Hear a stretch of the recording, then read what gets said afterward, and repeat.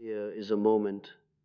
And if you are the one who always listens, always gives, always absorbs the weight of every room you walk into, there is a moment coming for you, or one that has already come, when something inside you goes quiet in a way it has never gone quiet before.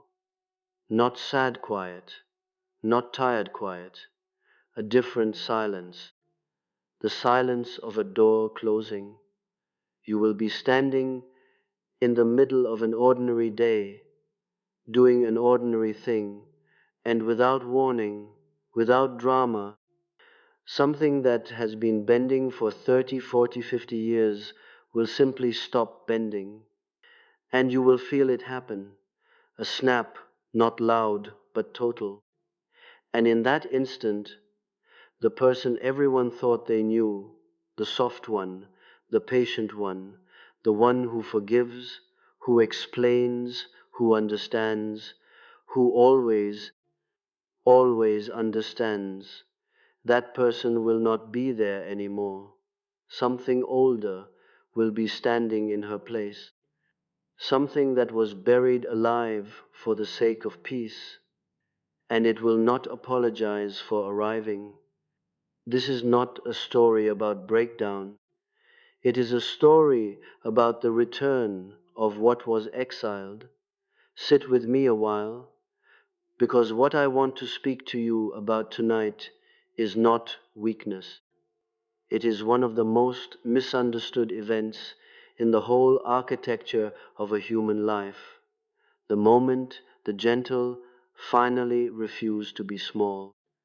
And if you have ever wondered why the kindest people you know seem to be the ones who eventually disappear from a room mid-sentence, who cut ties without a single scene, who go cold in a way that terrifies everyone, who took their warmth for granted, I want you to understand by the end of what I have to say that this is not a fall, it is an arrival. Let us begin where every true thing begins, in the dark, with the parts of ourselves we were taught not to look at. From the time you were very small, you learned a lesson that most people never unlearn. You learned that love was conditional on your usefulness to the emotional weather of others. Perhaps your mother's mood ruled the household like a season, and you became the one who read the sky before anyone else woke up.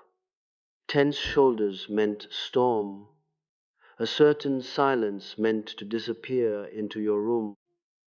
A certain tone in a voice down the hall meant you had already, somehow, done something wrong.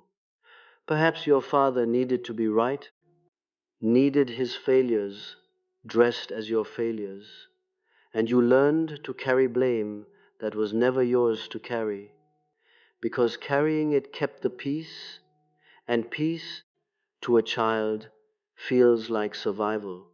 And so you built something, not a personality, a performance, a face turned outward to the world, cheerful, accommodating, endlessly forgiving, endlessly available. I have called this face, in other contexts, the mask a person shows the world to survive it. But a mask worn long enough begins to feel like skin. And the danger is never the mask itself. Every human being needs one, a way of moving through society without bleeding all over it. The danger is forgetting that underneath the mask there is a face, a whole, unspoken, ungrieved, unlived life, sitting in the dark, waiting. You became, over the years, exquisitely fluent in the feelings of others.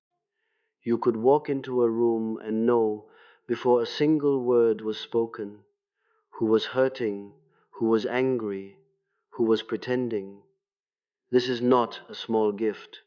It is In fact, one of the oldest and rarest human capacities, the capacity to feel the unspoken suffering of another as though it were your own.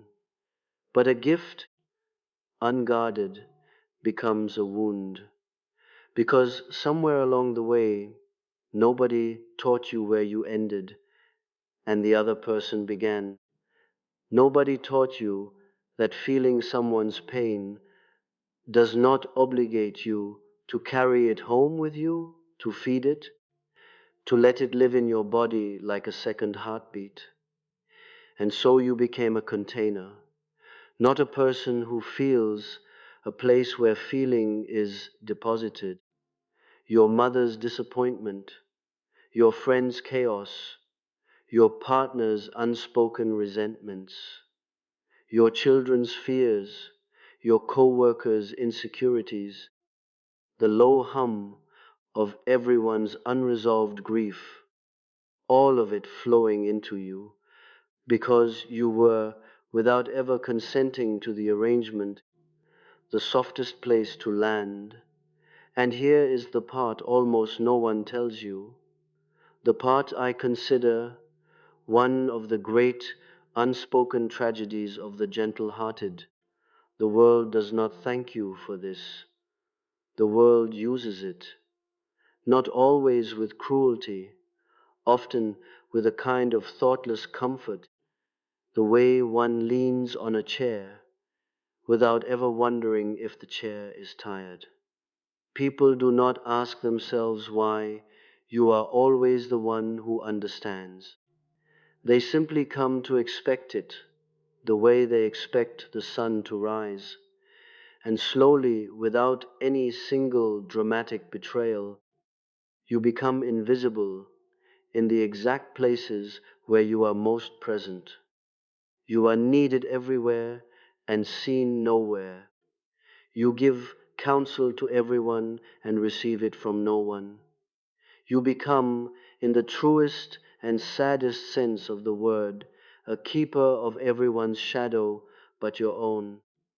Now I want to tell you something that will feel at first like a contradiction, and then, if you let it sit, will feel like the truest thing you have ever heard about yourself.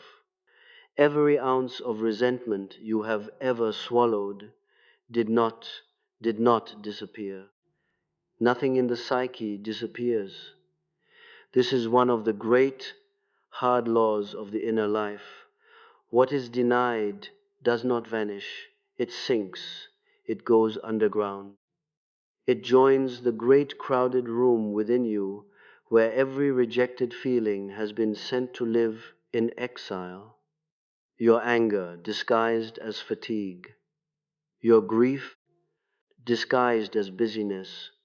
Your fury at being used, disguised, for years as understanding. I have spent a great deal of my life studying this hidden chamber, this shadow self, this collection of everything we could not afford to feel in the moment we were meant to feel it.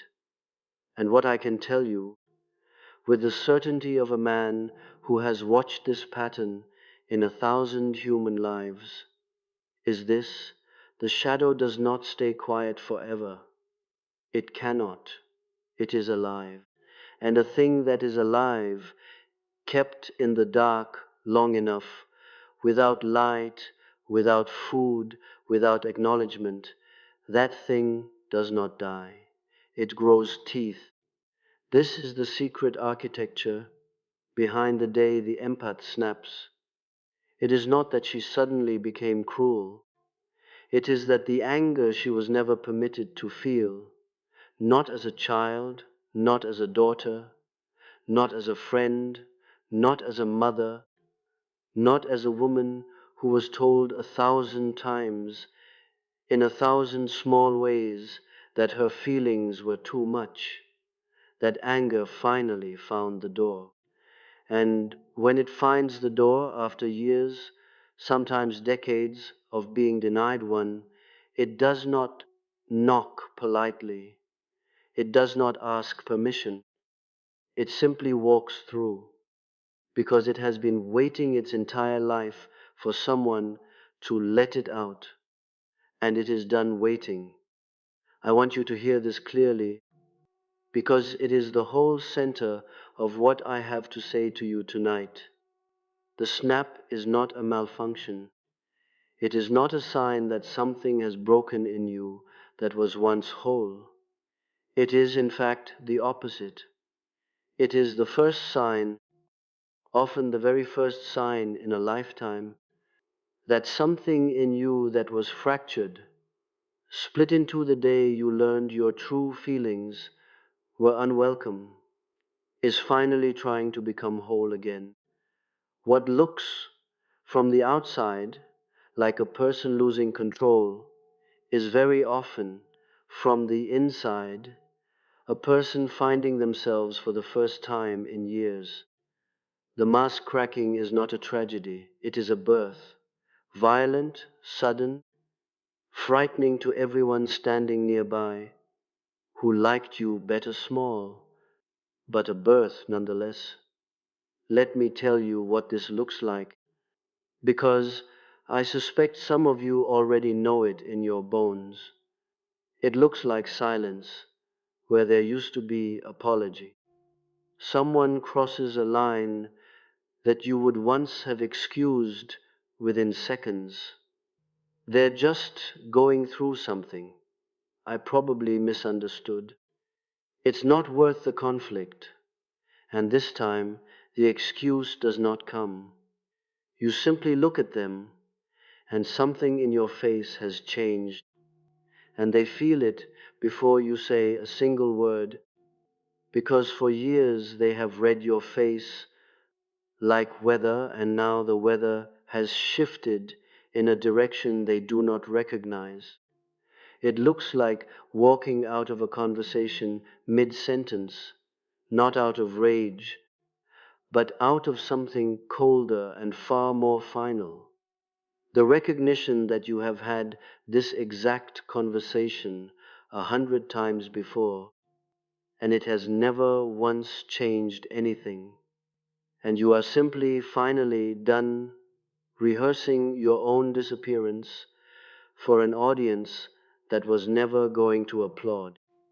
It looks like blocking a number you have called in tears more nights than you can count, not because you stopped loving the person on the other end, but because you finally understood that loving them and abandoning yourself were never, in fact, the same act, no matter how long you had confused the two. It looks like sitting alone in a quiet house and realizing, with a shock that feels almost like grief and almost like relief in the same breath, that you no longer feel the compulsive need to check on everyone else's happiness before you are permitted to feel your own. And to everyone standing outside this transformation, it looks like coldness.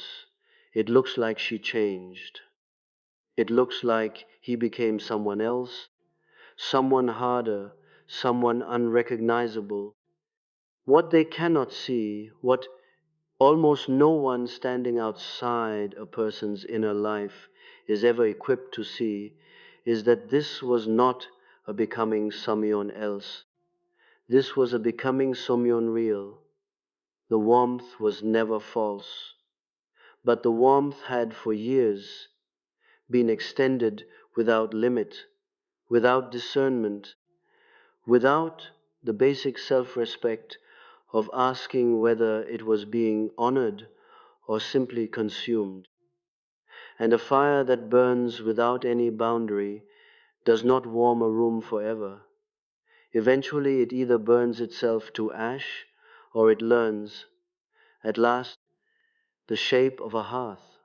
I want to speak now about why this moment, this snap, is so often mistaken by the person experiencing it for something shameful, something to be apologized for, when in fact It is one of the most important psychological events a human being can undergo. We are taught, almost universally, that goodness means self-erasure, that the highest form of love is the love that asks for nothing in return, that endures without complaint, that forgives without limit, that gives until there is nothing left to give, and then finds some further reserve to give from anyway. This teaching is not entirely wrong. There is a nobility in generosity, a real and sacred thing in the human capacity to give beyond the boundaries of self-interest. But there is a profound difference between generosity chosen from wholeness and generosity extracted from a wound. The first is a gift. The second is a hemorrhage. And for years, decades even, many of the gentlest people alive have mistaken their own bleeding for their own virtue, have worn their depletion like a badge, have believed, in the deepest chambers of themselves, that their worth was measured precisely by how much of themselves they were willing to disappear. This is the darkest warning I have to offer you tonight, and I want you to hear it not as despair, but as a lifeline. If you do not learn to feel your own anger, your own limits, your own legitimate fury at being endlessly used, if you continue, year after year, to perform a piece you do not feel, the psyche will eventually stage an intervention on your behalf, whether you consent to it or not. It will not ask your permission. It will simply arrive one day as rage, as collapse, as sudden and total withdrawal, as an illness that has no name the doctors can find, as a coldness toward the very people you love most, because the self, when starved long enough, does not politely request to be fed.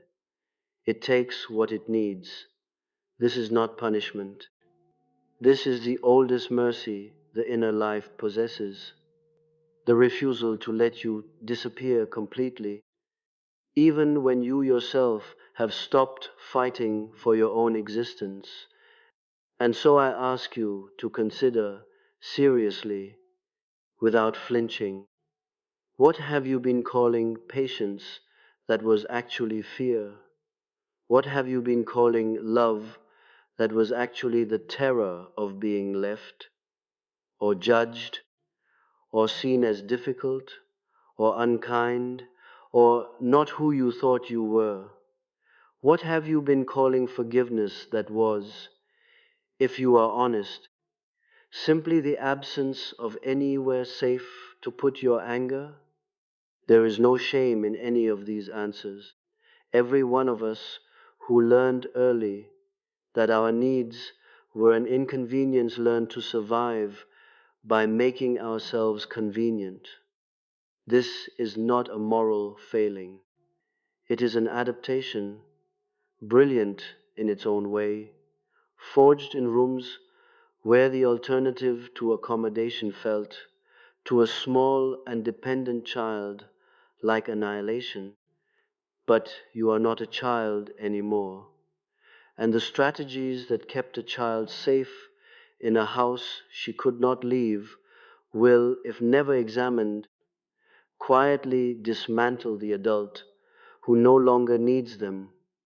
Let me tell you what I believe happens, truly, on the day the gentle person finally snaps. It is not an ending, it is an integration.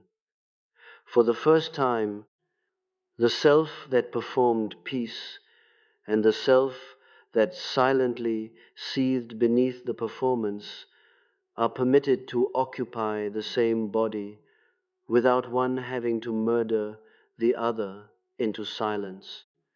This is the beginning, often the frightening, clumsy, overcorrecting beginning of what I would call the long work of becoming whole, not becoming good, not becoming kind, not becoming pleasant.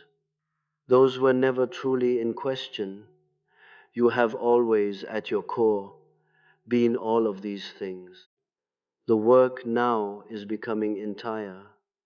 Becoming a person who can feel anger without becoming cruel, who can hold a boundary without abandoning compassion, who can say no and still, somehow, remain the same tender soul, who once could not bear to disappoint anyone, except now that tenderness is no longer a leash. It is a choice freely made, and a choice freely made is worth infinitely more than a virtue extracted under duress. I want to say something now that may sound strange coming after everything I have just told you, but I believe it with my whole being. The anger you have been suppressing is not your enemy. It never was. Anger, properly understood, is not the opposite of love. It is one of love's most loyal guardians. It exists to tell you when something you value is being violated. A person incapable of anger is not more loving than the rest of us. She is simply more disconnected from her own worth, more thoroughly convinced that her worth was never hers to defend in the first place. The day you allow yourself to feel your anger without immediately converting it into guilt is the day you begin to reclaim territory that has belonged by rights to you all along.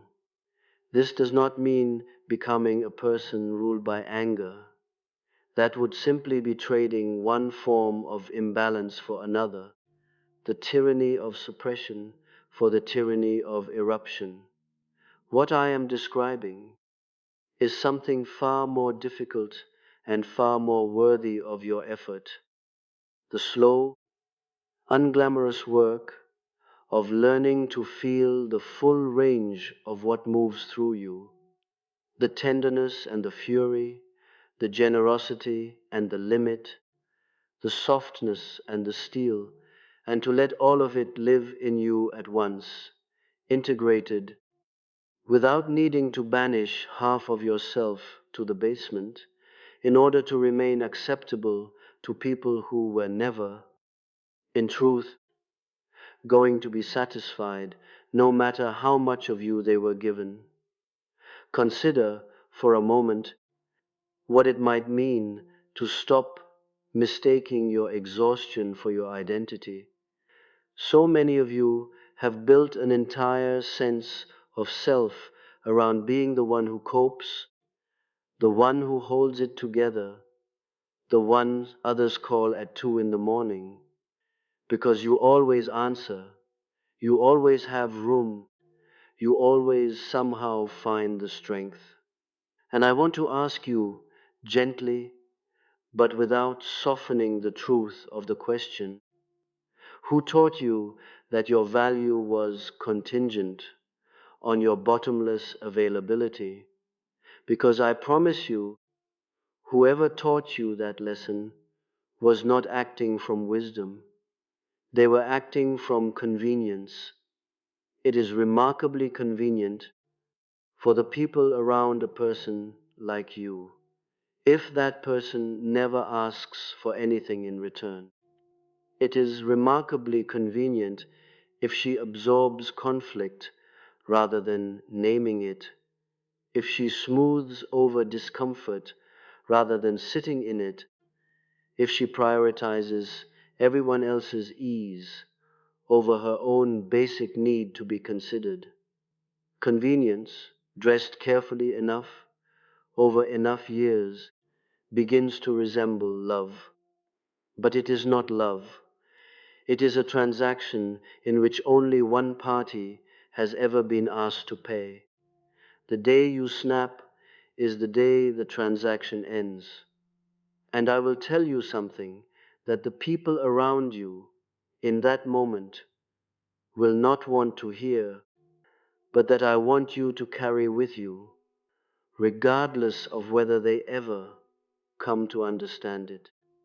You do not owe anyone an apology for the years you spent surviving in the only way you knew how, and you do not owe anyone an apology for finally learning a different way. Growth, real growth, is almost never comfortable for the people who benefited from your smallness. Do not mistake their discomfort for evidence that you have done something wrong. Very often, the loudest objections to a person's healing come from those who were, whether consciously or not, the primary beneficiaries of that person's suffering. Now, I want to turn to something equally important, because I would be doing you a disservice if I let you believe that snapping in itself is the destination. It is not. It is a doorway. What lies beyond it is a far longer and far more demanding journey. The work I have spent much of my life describing as the process of becoming who you actually are, beneath every mask you were ever handed and every role you ever agreed to play in order to be loved. This journey requires something most people are never taught to do. It requires you to turn around and look honestly, without flinching, at the parts of yourself you spent a lifetime avoiding. Not just the anger, though the anger is often the first and loudest visitor, but also the grief beneath the anger, the years you spent unseen, the love you gave that was never returned in kind, the child you once were, who learned far too early that her own needs were a burden to others, and who has been quietly, desperately trying to earn safety ever since through an endless performance of usefulness. This child is still in you. She did not go anywhere, and no amount of adult sophistication, no career, no relationship, no accolade will ever fully satisfy her, because what she needed was never achievement. What she needed was to be told by someone with real authority in her life that she was allowed to have needs of her own, that she did not have to earn love through disappearance, that she was worthy of care simply by virtue of existing. I am telling you this because the work ahead of you is not to punish the people who failed to give you this, though your anger toward them may be entirely justified and entirely necessary to feel in full. The work ahead of you is to become, finally, the one who gives it to yourself. This is not a metaphor, and it is not a platitude for a greeting card.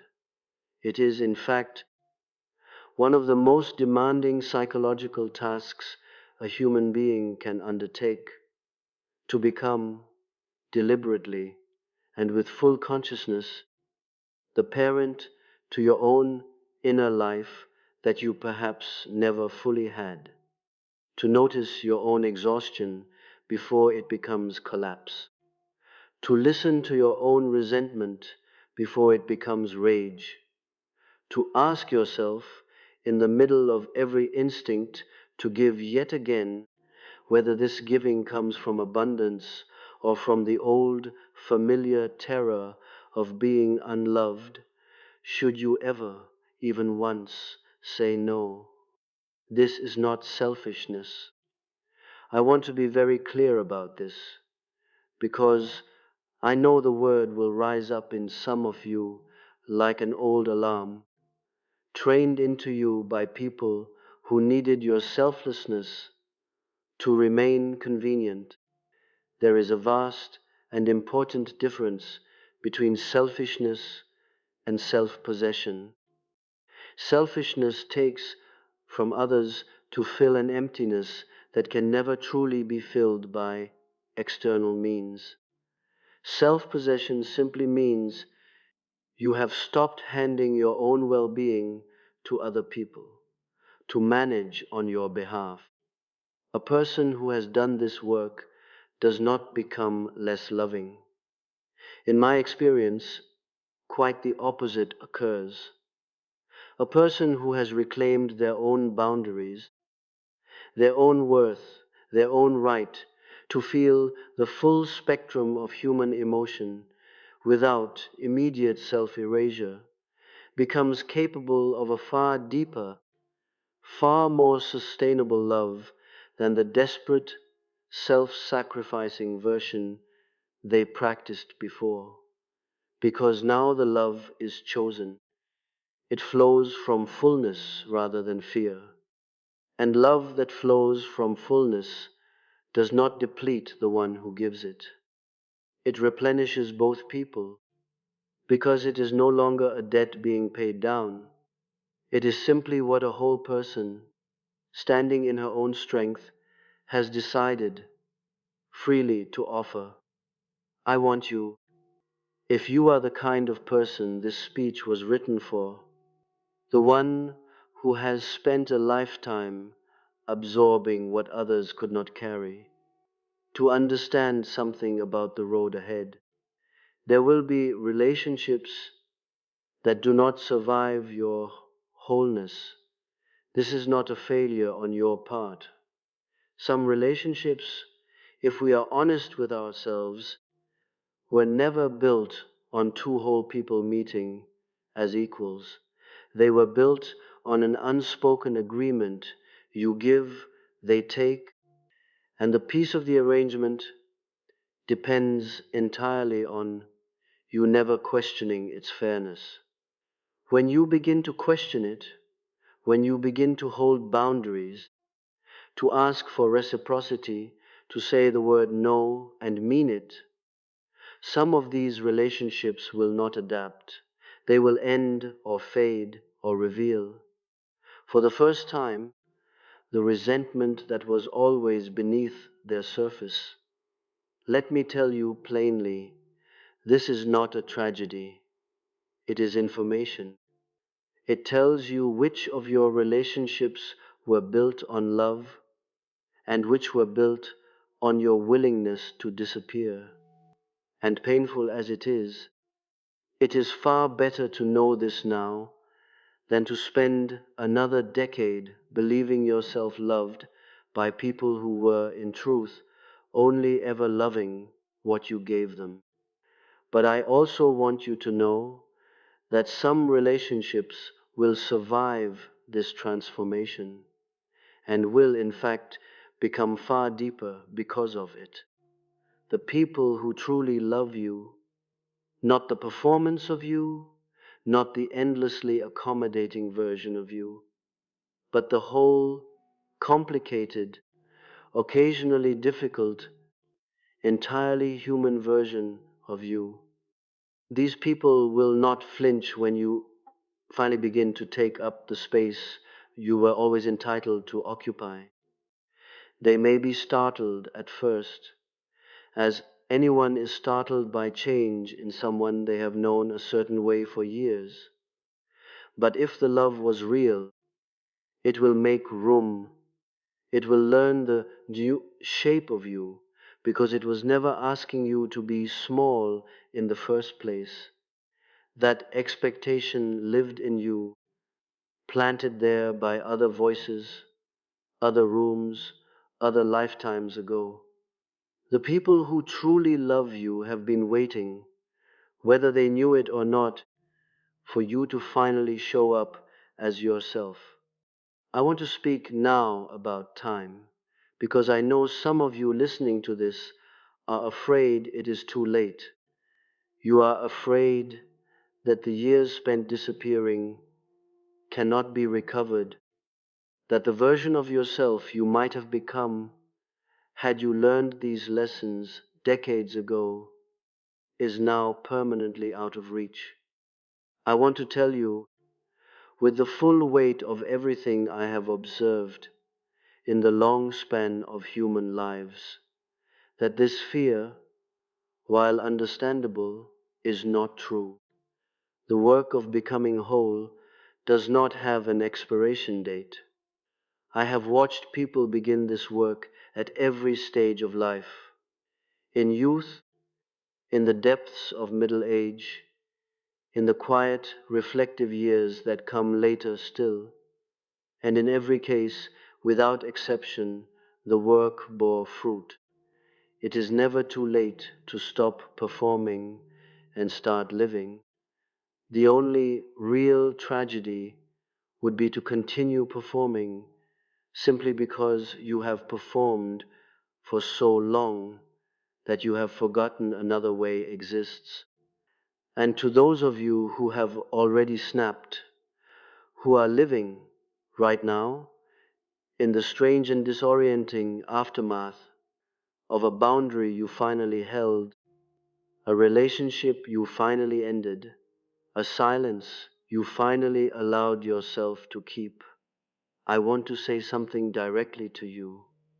What you are feeling in the days and weeks that follow is not always going to feel like triumph. Often it feels like grief. Grief for the years spent in the old pattern. Grief for the relationships that could not survive your growth. Grief even for the person you used to be, who was, in her own broken way, trying so hard to keep everyone happy that she forgot she was allowed to be happy too. This grief is not a sign that you made a mistake. Grief is simply the sound a life makes when it is shedding something it has outgrown. Let it move through you.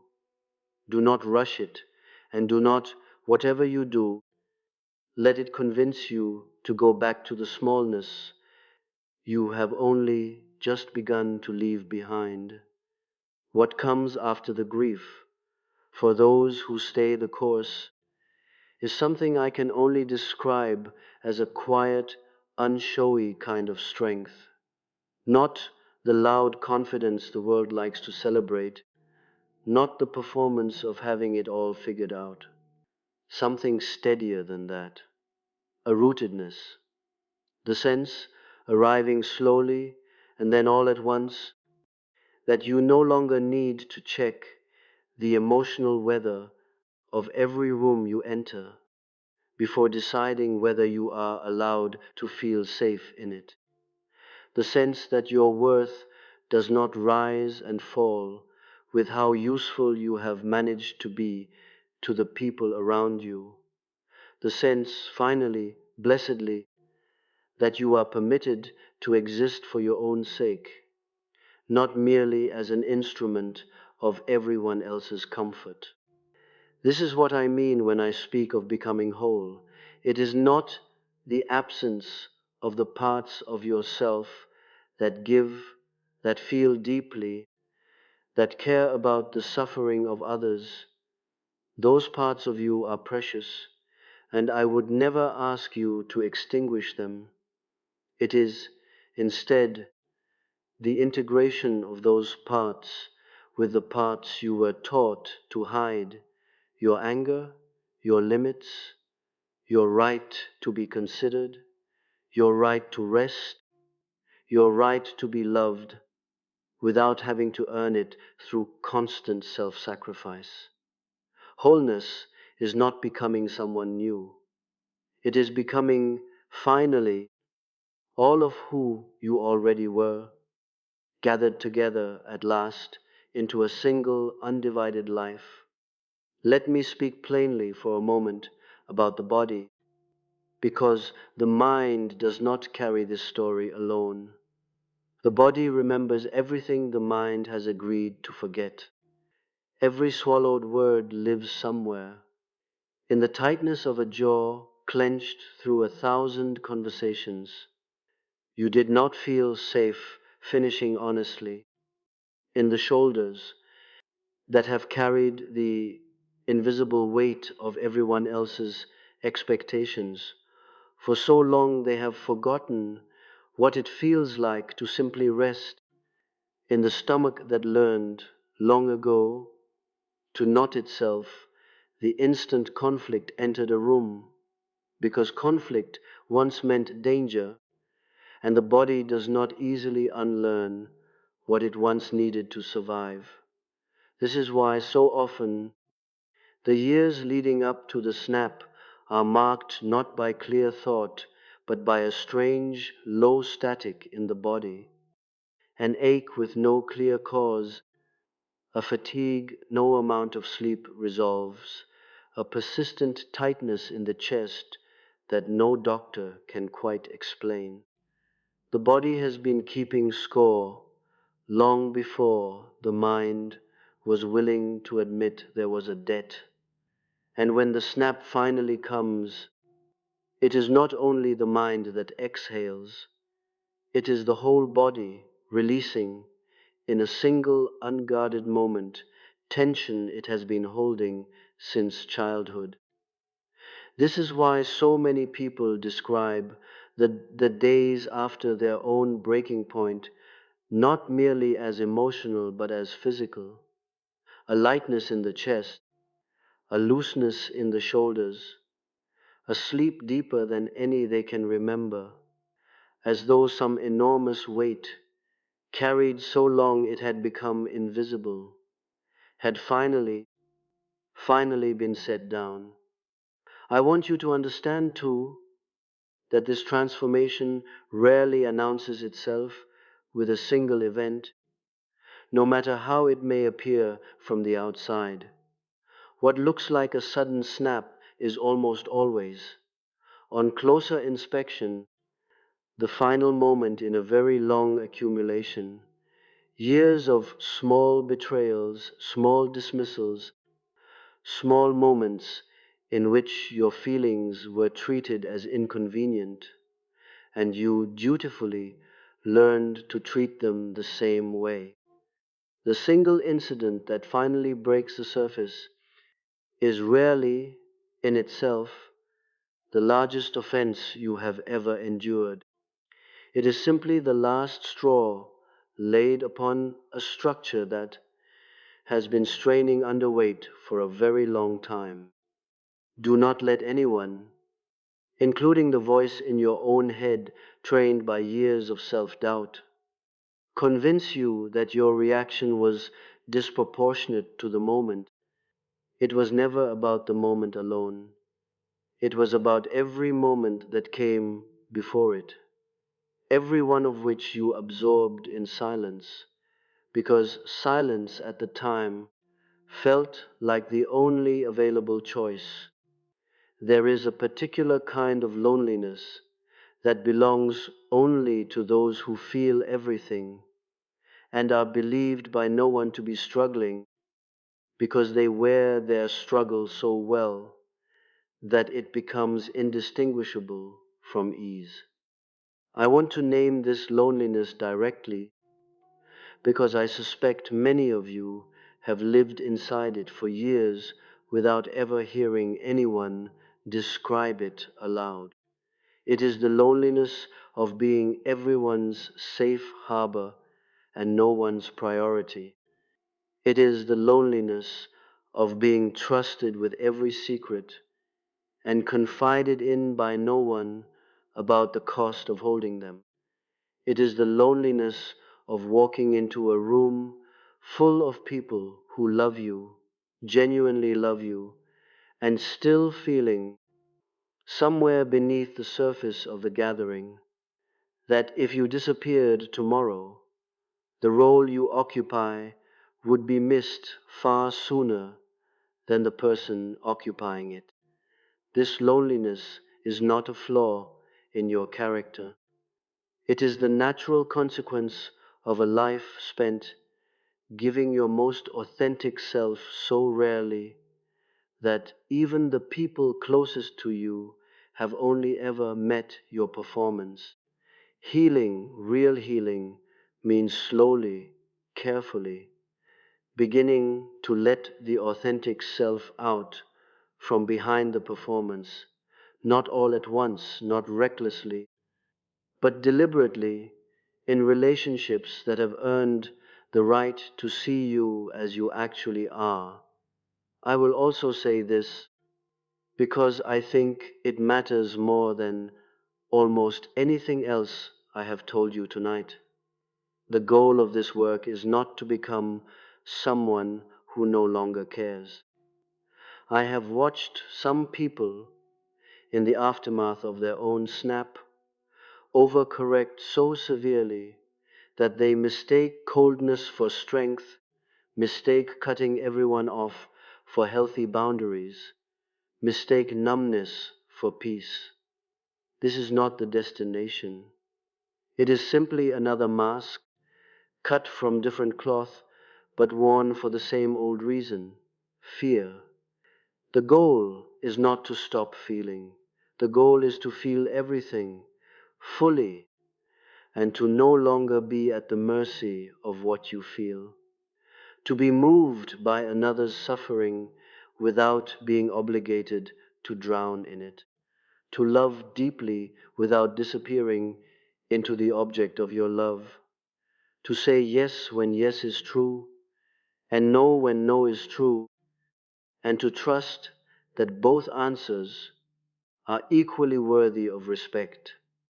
This is a much harder discipline than either total self-sacrifice or total self-protection, because it asks you to remain open while also remaining whole, and very few people are ever taught how to do both at once. But it can be learned. It is, in fact, the entire task of a mature inner life, not the eradication of feeling, but its integration, so that you are ruled by neither the tyranny of guilt nor the tyranny of self-interest, but by something steadier, your own honest sense of what is true and what is enough. So if you are standing right now at the edge of your own snap, if you can feel something in you that has bent for years finally beginning to reach its limit, I do not want you to fear it. I want you to trust it. That tension you feel is not the sound of you breaking. It is the sound of something ancient and long buried, finally finding its way back to the surface, finally demanding the light it was always owed. Let it come. Do not smooth it over one more time for the comfort of a room that has never once asked what your comfort might require. The version of you waiting on the other side of that moment is not colder, not harder, not less loving. She is simply, at long last, undivided. She is simply, at long last, free. And if that day has already come for you, if you have already felt that door close, already walked away from something or someone you once believed you could never live without, I want you to know that what you did was not an act of cruelty. It was an act of the deepest self-respect a human being can practice. The refusal, finally, to keep disappearing for people who never once noticed you were gone. You were never too much. You were only for far too long taught to make yourself too little. And the day you stopped, the day you finally snapped, was not the day you lost yourself. It was the day you came home.